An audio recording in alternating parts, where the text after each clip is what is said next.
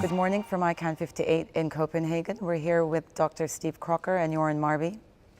Steve, what do you think were the key issues discussed in the meeting and the key takeaways? A lot of focus on issues. Work stream 2, of course, is now getting attention now that we're past the transition and trying to get into the next phase of the things that weren't part of the transition. There was also focus on the auction funds, which I'm glad to see the cross-community working group on that process is cranked up and working now. In general, it's business as usual, pretty much, if one can ever say that about ICANN.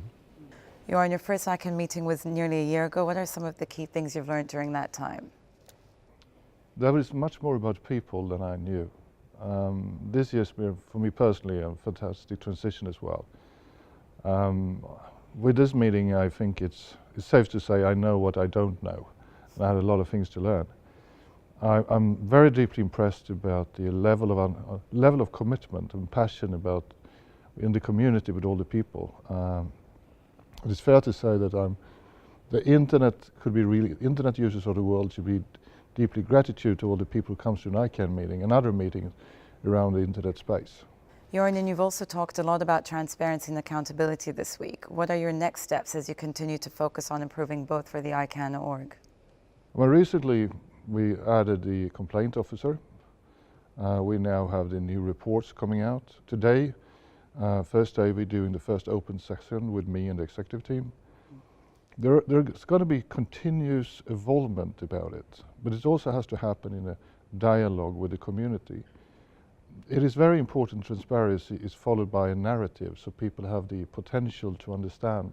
It's not only about putting out more new materials. Steve, this is the second meeting since the completion of the IANA stewardship transition. How has ICANN evolved since that milestone? The evolution is in progress, so it's not all of it's happened, at once.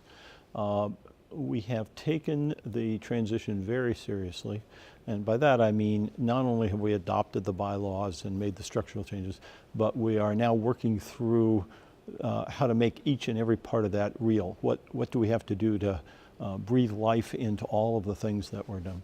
So, for example, Göran mentioned transparency. From the board's perspective, we're looking at that along two lines. One is overall transparency of the organization, making information available, what are the processes to put inside to do that. And then from the board's own activity, we've opened up some of our meetings this time and are gradually looking at how we can do that without hobbling ourselves for the things that we need to do behind closed doors. But we genuinely want every single part of the new bylaws and the empowered community and all of that to work. And there's a lot of details to be filled in.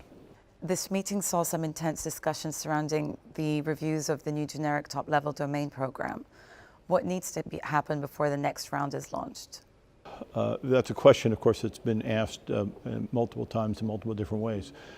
It isn't 100% clear exactly what needs to be done, so it's a little bit worse than here's the list and we'll do that and then we're on our way. But it's clear there's pressure to move forward. The consumer trust, choice, and competition project review process has been going forward, and they now have a draft report, and we looked at that, and that's one of the major pieces. There's questions about security and stability. There's questions about community applications and trying to look at where some of the rough edges were of the previous round. There's even questions whether there should be a round per se or whether the door should just be opened on a continuous basis. So all those things are getting looked at.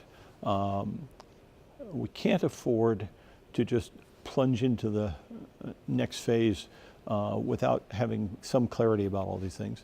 And at the same time, we do in fact recognize quite a lot of pressure both from individuals and companies that are eager to do, but also from the general environment that if we wait too long, then we really compromise the whole process. So we're proceeding as quickly as we know how. And following up on that, do you have a sense of how well the internationalized domain names have done? The internationalized domain names have been one of the big successes, in my opinion. at a couple of different levels. First of all, from a symbolic point of view, it makes the statement very clear that we, the internet community, are intending to serve the entire world and not just be US-centric, Western-centric, and so forth. And I think that's crucial. And internationalized domain names are just one small piece of that, but it's a specific piece that makes that case. And then you say, well, that's fine from a general principle point of view. How is it actually working out? Some of them are working out very well. I don't have the statistics to quote to you on the spot, but I think a number of them are doing quite well indeed. And Göran, so what's next for ICANN? Well, the community sets the, and I really truly mean that, sets the discussion going forward. What I'm thinking that we need to be better at, in my budget discussion with the board, I said that this fiscal year coming up is really business as usual, but we need to plan for the future. And we see 3 different areas where we have to start finding a format for discussions with the community and the board. The first one I call financial planning. We need to continue to evolve and discuss with each other how we should prioritize the resources we have to make sure that we get the best bang for the buck. And that is a little bit more long term than just talking about next year's budget. The other thing we started here is really about some of the underpinnings of the multi-stakeholder model, where we're looking into how the processes works, not to define if they work or not, but increase the transparency about the processes so people know where they are in the process, for instance. The third thing I personally think is not to forget, and that is the technical evolution. The next billion users of internet will come in a mobile space. Will that have any effect? How can we evolve and how can we have that discussion in a positive way within our mission, but make sure that we always progress ourselves to something that is better.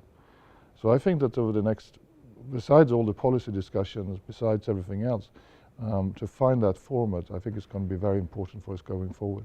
I've had the privilege of being chair for several years and being on the board for several years more.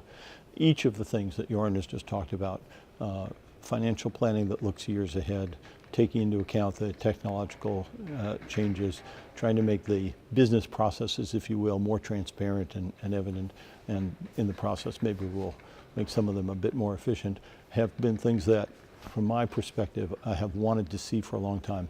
We have been, up until the transition, under a lot of pressure on very urgent near-term issues, the transition and before that the GTLD program and so forth.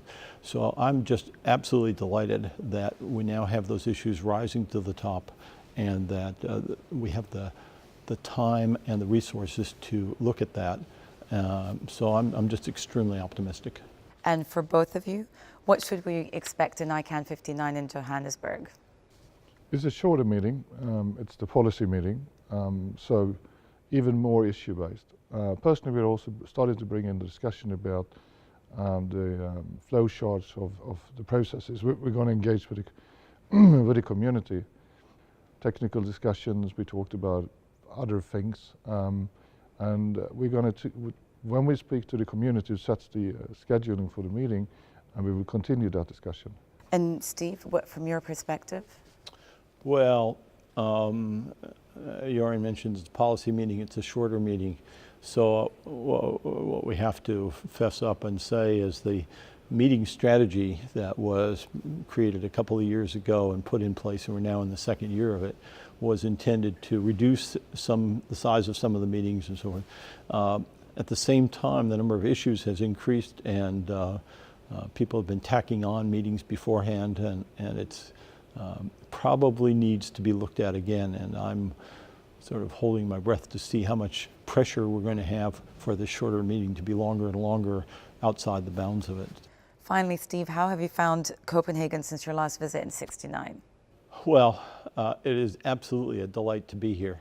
The sad fact is that I don't have much time to explore, but what little I've seen has been, I had wanted to make it a bit of a family vacation. It didn't work out, but although the weather has been cooperative for Copenhagen, in that it's not snowing and yucky out, I think I want to come back when it's a little bit warmer, bring my wife, and do a much more thorough exploration. Thank you both for your time today and looking forward to seeing you in Johannesburg at ICANN59.